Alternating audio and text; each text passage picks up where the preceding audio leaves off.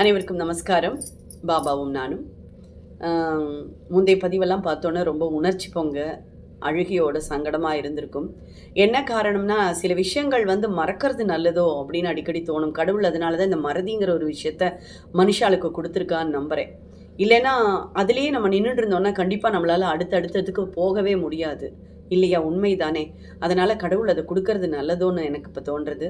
சில விஷயங்களை நினைக்காம இருக்கிறது, சில விஷயங்களை யோசிக்காமல் இருக்கிறது, அதன் மூலமாக நடந்த கஷ்டங்களை நினைக்காம இருக்கிறது, இப்படியெல்லாம் இருந்தாலே நம்மளுடைய மனசு ரொம்ப நிதானமாக சஞ்சலம் இல்லாமல் சங்கடம் இல்லாமல் இருக்குமோ அப்படின்னு தோணும். அந்த முந்தைய பதிவு சில விஷயங்களை ஞாபகப்படுத்தி எடுத்து அப்படின்னு தான் சொல்லணும். அதை நிறைய பேர் அப்ரிஷியேட் பண்ணியிருந்தா, ரொம்ப நல்லா இருந்தது, கூஸ் பம்ப்ஸ்னெல்லாம் சொன்னால் தேங்க்யூ ஸோ மச். அண்டு சிலவா ரொம்ப சோல்ஃபுல்லாக இருந்தது, நல்லா எழுதியிருந்தது, தேங்க்யூ ஸோ மச். இந்த கமெண்ட்ஸை பார்க்கும்போதே கடவுள் எவ்வளோ தூரம் நல்லதை பண்ணியிருக்கா அப்படிங்கிறதான் தோன்றது எனக்கு. அதை மற்றவாளாலையும் புரிஞ்சுக்க முடியும். ஏன்னா பல சம்பவங்கள் நம்மளுக்குள்ள ஒரே மாதிரியான பார்வையையும் ஒரே விதமான பலன்களையும் கொடுத்துருக்கும். சிலதெல்லாம் எல்லாருமே இந்த விதமான பிரச்சனைகளை தாண்டி தான் வந்திருப்போமோ அப்படின்னு சில சமயம் தோணும். எதா இருந்தாலும் சரி, குடும்ப பிரச்சனைன்னு எடுத்தாலே போதும், அப்புறம் எக்ஸ்டர்னல் ஃபோர்ஸ்லேருந்து வரக்கூடிய பிரச்சனைகள் எல்லாம் நம்மளால் கணிக்கவே முடியாது. நாளைக்கு என்ன நடக்க போகிறதுன்னு யாருக்கும் தெரியாதுங்கிறனால அந்த சம்பவங்களை நினைக்கும் போதெல்லாம் சில சமயம் நம்மளுக்கு ஒரு மாதிரி பேட் அண்ட் குட் வைப்ரேஷன்ஸ் மாறி மாறி தான் வரும். ஸோ அதை நம்மளால் தவிர்க்கவே முடியாது இல்லையா? சரி, இன்னைக்கு நம்ம விஷயத்துக்கு வருவோம். என்ன அப்படிங்கிறது, இன்றைக்கி ஒரு கோர்வையாக ஒரு பல விஷயங்கள் ஒரே நாளில் நடந்த விஷயங்கள் இதெல்லாம். அதை நான் கண்டிப்பாக உங்ககிட்ட சொல்கிறேன். ரொம்ப இன்ட்ரெஸ்டிங்காக இருக்கும் இந்த இன்சிடென்ட்ஸ் எல்லாம் கேட்கும்போது. அதை பற்றி தான் நான் இன்றைக்கி பேச போகிறேன். ஆக்சுவலாக இது பேண்டமிக் டைமில் நடந்த விஷயம்தான். நிறைய விஷயங்கள் பேண்டமிக் டைமில் நடந்தது எனக்கு. அதே மாதிரியான ஒரு சம்பவம் தான் இது. அது சுவாமியோட அனுகிரகம் பெற்ற இன்னொருத்தர், பாபாவை பற்றி அதிகமாக அவருடைய வாக்கெல்லாம் நான் சொல்லுவேன்னு சொல்லிட்டெல்லாம் வந்தவர். அப்போ அவர் பேண்டமிக் டைமில் வெளியில எல்லாம் தங்க முடியாது இல்லையா? ஒரு நாளைக்கு நம்ம வீட்டில் தங்க முடியுமா அப்படின்னு கேட்டிருந்தார். தாராளமாக வாங்கோ அப்படின்னு நான் சொல்லியிருந்தேன். அப்போது அவர் வந்தது, தங்குனது, அவர் போகிற வரைக்குமான பல இன்சிடென்ட்ஸ் தான் இதில் கோர்வையாக வரும். நீங்கள் அதை கேட்டு என்ஜாய் பண்ணலாம் தாராளமாக. என்னை பொறுத்தளவுக்கு யார் எக்ஸ்ஆர் ஒய்ஆர் இசட் யார் வந்தாலுமே அது பாபா நினச்சிக்கிறாள் நான், என்னை பொறுத்து. ஏன்னா நான் பாபாட்ட அடுத்த நிமிஷம் சொல்லக்கூடிய விஷயம் அதுதான்.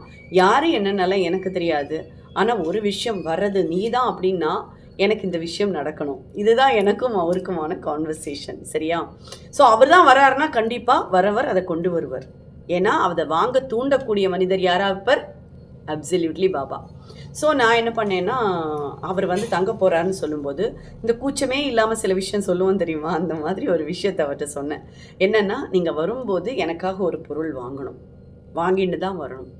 அப்புறம் அது கண்டிப்பாக பாபாவினுடைய உதியாவோ இல்லை பிரசாதமாவோ இருக்கக்கூடாது. இதுதான் ஃபஸ்ட்டு கண்டிஷன், சரியா? அவர் என்னடா இப்படி கேட்குறாளேன்னு கூட யோசிச்சுருந்துருக்கலாம், நமக்கு அதெல்லாம் தெரியாது.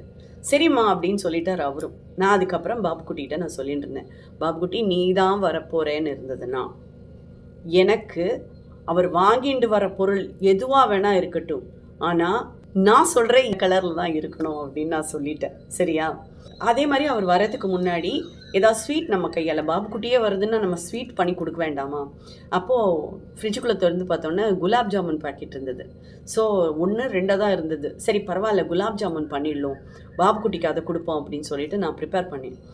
அதெல்லாம் எடுத்து எல்லாம் பண்ணி ஸ்டோர் பண்ணும்போது நான் சொன்னேன், பாபுக்குட்டி இது நீ சாப்பிட்டோன்னு சொல்ல வேண்டியது. ஸோ சாப்பிட்டோன்னே நீ என்ன தெரியுமா சொல்லணும்? அடாடாடாடா எவ்வளோ சூப்பராக இருக்குது, இது மாதிரி நான் சாப்பிட்டதே இல்லை அப்படின்னு நீ சொல்லணும். ரொம்ப பிடிச்சிருக்குன்னு நீ சொல்லணும். இதுதான் நான் அவர்கிட்ட சொன்னது, சரியா? இதெல்லாம் பண்ணி ஸ்டோர் பண்ணி வச்சாச்சு. அதை பார்த்தோன்னே அவர் என்ன சொன்னார்னா, அவர் கூட ஒரு 10 பேர் வந்தால் இது பத்தவே பத்தாது, ஒரு 2 3 நம்ம கொடுக்கணும், குட்டி குட்டியாக தானே இருக்குது அப்படின்னு சொன்னார். சரி ஓகே, அப்போ என்ன பண்ணுறதுன்னா வெளியில் போய் ஸ்வீட் வாங்கிட்டு வந்துடுறேன்னு சொல்லிட்டு இவர் போயிட்டார். ஸ்வீட்டெல்லாம் வாங்கிட்டு வந்தார், பாதுஷா அப்புறம் லட்டு என்னெல்லாமும் வாங்கிட்டு வந்தார், பேடா இந்த மாதிரி ஐட்டம்ஸ் எல்லாம் வாங்கிட்டு வச்சார். அப்புறம் இவர்கிட்ட எங்கள் ஆற்றுல சொல்லியிருந்தேன், அவருக்காக பாப்குட்டி தான் வருதுன்னா நம்ம ஒரு ட்ரெஸ்ஸும் வாங்கி கொடுத்துடலாம், நீங்கள் வாங்கிட்டு வாங்குவோம், ஆரஞ்சு கலரில் XXL என்னவோ நான் சொல்லியிருந்தேன் அவர்கிட்ட. நம்ம பார்த்ததே கிடையாது அவரை, சரியா? வந்தவர் என்ன பண்ணார், அப்படியே வாசல்லையே நின்றுட்டு ரொம்ப நேரமாக நிற்கிறார். 10 நிமிஷமாக உள்ளே வர மாட்டேங்கிறார். என்ன வாங்குன்னு, ஒரு நிமிஷமா அப்படின்னார். அப்புறம் உள்ளே வந்ததுக்கப்புறம் என்னம்மா வைப்ரேஷன்மா, கை கால்லாம் உதறி போச்சு, சுவாமி அப்படி அருள் பாலிக்கிறார் இங்க அப்படின்னார். பரவாயில்ல, ரொம்ப சந்தோஷம், தேங்க்யூ ஸோ மச், வாங்கோ அப்படின்னு சொல்லி கூப்பிட்டோம். அவர் வந்தோடனே நான் அவர்கிட்ட கேட்டேன், என்ன பொருள் கொண்டு வந்திருக்கேள் அப்படின்னு கேட்டேன். அப்போது அவர் சொன்னார், இருமா அப்படின்னு சொல்லிட்டு அவர் ஒரு ஒரு சின்ன பேக்கெட் மாதிரி ஒன்று கொடுத்தாரு. எடுத்து கொடுத்தோடனே நான் அதை ஓப்பன் பண்ணுறேன். என்னோட பையனுக்கு வந்து ஜெகிங்ஸ் மாதிரி ஒன்று வாங்கியிருக்கார். அப்படியே நான் என்ன கலர் கேட்டேனோ ஆரஞ்சு கலர் தான் நான் பாப் குட்டிட்டு சொன்னேன். அதே ஆரஞ்சு கலரில் லெகிங்ஸு என்னோட குழந்தைக்கு. அப்படியே குதிச்சேன் நான். எனக்கு பயங்கர சந்தோஷம். குதிச்சுட்டு நான் சொன்னேன், தேங்க்யூன்னு. இந்த பொண்ணோட 100 ரூபா பொருள் கூட இருக்காது, இந்த குதிக்கிறது. அவளுக்கு தெரியுமா எனக்கும் பாபு குட்டிக்குமான கான்வர்சேஷன். அப்போ என் பாபு குட்டி தான் அப்படின்னு சொல்லி சந்தோஷப்பட்டு இருந்தேன். அவர் வந்து என்ன பண்ணார், வந்தவாளுக்கெல்லாம் ஸ்வீட் கொடுக்கலான்னு சொல்லி ஸ்வீட் கொடுத்தோன்னே அவர் என்ன சொல்லிட்டார், இல்லை எனக்கு ஸ்வீட்டே பிடிக்காது, எனக்கு சுகர் இருக்குது, வேண்டாம் அப்படின்னு சொல்லிட்டார். உடனே நான் பாபு குட்டியை பார்க்குறேன். பாபு குட்டியே, என்னது இது, ஸ்வீட்டே பிடிக்காதுன்னா நான் எப்படி கொடுக்கறது, நீ வந்தது நீதானா அப்படின்னு சொல்லி நான் அவர்கிட்ட கேட்குறேன். ஆனால் நான் கொடுத்த குலாப் ஜாமுன் இன்னும் கொடுக்கல. அப்புறம் எல்லாரும் சாப்பிட்டா அதுக்கப்புறம் அவள்லாம் கிளம்பி போயிட்டா. இவர் தங்க போகிறார் இல்லையா, அப்போ நம்ம எல்லா விஷயங்களை பற்றியும் பேசிகிட்டு இருக்கோம். அவர் அங்கே நடந்த பல விஷயங்கள், டிவோட்டிஸை பற்றின நிறைய விஷயங்கள், நம்ம இங்கே நடந்த பல மேஜிக்கல் மூமெண்ட்ஸ், இதெல்லாம் நான் அவர்கிட்ட ஷேர் பண்ணேன். அவர் நம்மக்கிட்ட ஷேர் பண்ணுறதுக்கு எல்லாம் பண்ணிகிட்டு இருந்தார். அப்புறம் அது முடிஞ்சதுக்கப்புறம் என்ன பண்ணோம், ஒரு 11:45 ஆகும்போது நான் எங்கள் ஆத்துக்காட்ட சொன்னேன், நம்ம வாங்கி வச்சுருக்கிற ட்ரெஸ் எடுத்துன்னு வாங்க அவருக்கு அப்படின்னு சொல்லிட்டு நான் உள்ளே போய் குலாப் ஜாமுன் எடுத்துன்னு வந்தேன். சரியா, எடுத்துன்னு வந்து கொடுத்தோன்னே இப்படி பார்த்தா, எனக்கு ரொம்ப பிடிச்ச ஸ்வீட்டு அப்படின்னார். நான் எதுவுமே பேசலை. அவர் என்ன பண்ணார், அந்த குலாப் ஜாமுன் எடுத்து சாப்பிட்டதுக்கப்புறம் ரொம்ப நல்லா இருக்குது, இது மாதிரி நான் சாப்பிட்டதே இல்லை அப்படின்னார். எனக்கு அப்படியே பயங்கரமாக சந்தோஷமாயிடுது. ஐயோ, என்னோட பாப்புக்குட்டி விட்டான்னு அப்படியே குதின்னு குதிச்சிருப்பேன். இதெல்லாம் எனக்கும் அவருக்குமான விஷயங்கள் தான், நம்மளை பொறுத்தளவுக்கு நம்ம பாப்புக்குட்டி இல்லையா, அதனாலன்னு சொல்லிட்டு அப்போ பயங்கர சந்தோஷமாயிடுது. அதே டைமில் எங்கள் ஆத்துக்காரர் வந்து ட்ரெஸ் எடுத்துன்னு வந்து கொடுத்தோன்னே அவர் சொல்கிறார், என்னோடய தொப்பையை பார்த்தேளா, எனக்கு வந்து ரெடிமேட் ட்ரெஸ் எல்லாம் சரியே ஆகாதுப்பா, எதுக்கு இதுக்கெல்லாம் காசு வேஸ்ட் பண்ணுறேல அப்படின்னு கேட்டார். நான் பரவாயில்ல, நீங்கள் போட்டுன்னு வாங்கோ, இது என்ன பர்த்டே தானே பாபு குட்டிக்கு, அடுத்த நாளைக்கு 28ஆம் தேதியும் என்ன வருது அப்படின்னு, நீங்கள் போய் போட்டுன்னு வாங்கோ அப்படின்னு சொல்கிறேன். அவரை உள்ளே போன உடனே நானும் பாபு குட்டிக்கு இங்கே கொண்டு வந்து பிரசாதமெல்லாம் வச்சுட்டு நின்றுருந்தேன். அவர் வாங்கிட்டு போட்டு பக்கா ஃபிட்டிங், இந்த மாதிரி பர்ஃபெக்டாக நான் தைச்சா கூட வராதுமா. எனக்கு இந்த மாதிரி ரெடிமேடு வந்து நான் போட்டதே கிடையாது. ஏன்னா போட்டால் எப்படி இருந்தாலும் இந்த பெல்லி இவ்வளோ தூரத்துக்கு இருக்குது, என்னால் போட்டுக்க முடியாது, என்னோட அளவெடுத்து தைச்ச மாதிரி இருக்குது அப்படின்னார். தட் இஸ் பாபு குட்டி. நீங்கள் புரியறதா, நீங்கள் அவருக்குன்னு வாங்கி கொடுத்தா அது எப்படி அவருக்கு சேராமல் போகும். அதெல்லாம் ஆரஞ்சு கலர் ட்ரெஸ்ஸில் சும்மா பழன்னு. எனக்கு பாபாவை தான் நான் அதுக்குள்ளே பார்த்தேன். நான் மனுஷால எல்லாரையுமே தெய்வமாக நினைக்கிறனால எனக்கு பார்க்குறதெல்லாம் சாய் தான். அந்த மாதிரி ஒரே சந்தோஷம் எனக்கு. அடுத்த ஒரு பெரிய மேஜிக்கல் மூமெண்ட் இருக்குது.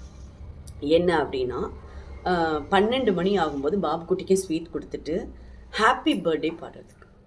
ஏன்னா பாபு குட்டியோட பர்த்டே பாட வேண்டாமா, ட்ரெஸ் கொடுத்துட்டோம், ஸ்வீட் கொடுத்துட்டோம், எல்லாம் முடிஞ்சுது, ஹாப்பி பர்த்டே பாட வேண்டாமா. உடனே என்ன பண்ணோம், பாபு குட்டியோட ஃபோட்டோ முன்னாடி நின்றுண்டு நாங்கள் எல்லோரும் ஸ்வீட் வச்சுட்டு happy birthday to you, happy birthday to you, happy birthday to Babu குட்டி அப்படி அப்போ நான் வந்து அப்படி பாடுறோம். நம்பவே முடியல. பாபாவுக்கு கார்லேண்ட் போட்டிருப்போம்ல, அந்த கார்லேண்ட் இப்படியும் அப்படியுமா கிழக்கும் மேற்குமா அப்படி ஒலாத்துறது. நான் பாட்டு பாட அந்த கார்லேண்ட் இப்படி போயிட்டு வருது. Happy birthday to you, happy birthday. அப்படி ஆடி பார்த்ததே இது வரைக்குமே. நான் சொல்கிறது இது பேண்டமிக் டைமில் நடந்தது. அதுக்கு முன்னாடியும் நான் பார்த்தது கிடையாது, அதுக்கு அப்புறமும் நான் பார்த்தது கிடையாது. அந்த கார்லேண்ட் இந்த அளவுக்கு ஆடி நான் பார்த்ததே கிடையாது. வந்தவருக்கு பயங்கரமான ஆச்சரியம், என்னம்மா நடக்கிறது இங்கே, ஒன்றுமே புரியலையே அப்படின்னார்.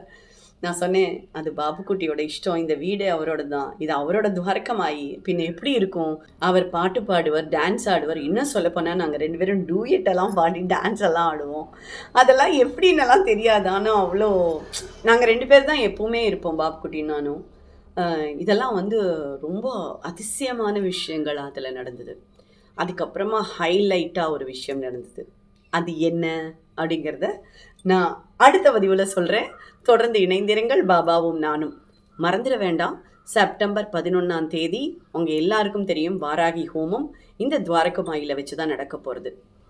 பரிபூர்ண ஆசீர்வாதம் பாபாட்டேந்து நம்மளுக்கு கிடைக்கும், வாராகிட்டேந்து கிடைக்குங்கிறது முந்தைய பதிவை பார்த்துருந்தா கண்டிப்பாக உங்கள் எல்லாருக்கும் தெரியும். வாங்க ப்ளீஸ் எல்லாரும் வாங்கன்னு சொல்லுவேன். இந்த மாதிரி ஒரு மொமெண்ட் எல்லாம் நம்மளுக்கு கிடைக்கவே கிடைக்காது. மோசமான கண் திருஷ்டி இருந்தாலும், பகைவர்கள் தொல்லை இருந்தாலும் சரி, அவள் இருக்கிற வீட்டில் செல்வ செழிப்புக்கு பஞ்சமே இருக்காது. ஏன்னா அம்பாளினுடைய அவதாரம் படை தலைவி அவள்.